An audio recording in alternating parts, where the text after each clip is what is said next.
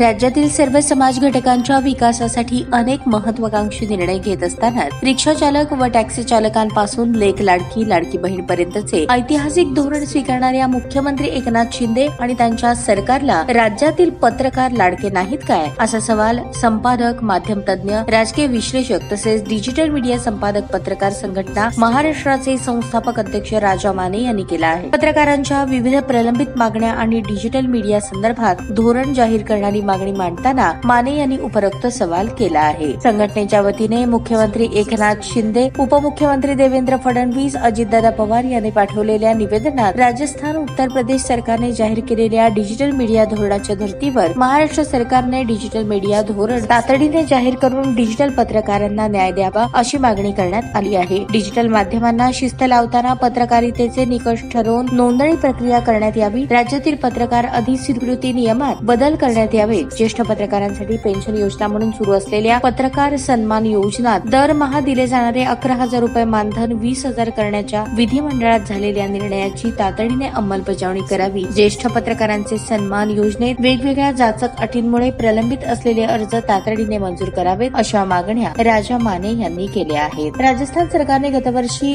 जून महिन्यात त्या राज्यातील न्यूज पोर्टल्स, युट्यूब चॅनेलसह डिजिटल मीडियाच्या विविध प्लॅटफॉर्म्सवरील पत्रकारांची नोंदणी व्यवस्था केली। विविध 5 वर्ग तयार करून त्या वर्गवारीनुसार जाहिरात वितरणाची व्यवस्था केली। 28 ऑगस्ट 2024 रोजी उत्तर प्रदेशचे मुख्यमंत्री योगी आदित्यनाथ यांनी राज्यातील डिजिटल पत्रकारांसाठी डिजिटल मीडिया धोरण जाहीर केले। मुख्यमंत्री एकनाथ शिंदे यांनी तातडीने डिजिटल मीडिया धोरण जाहीर करून राज्यातील पत्रकारही लाडके आहेत याची प्रचिती द्यावी, अशी मागणी राज्यातील पत्रकार करत आहेत। ताज्या बातम्या पाहण्यासाठी प्राईम महाराष्ट्र न्यूज चॅनलला सबस्क्राईब करा।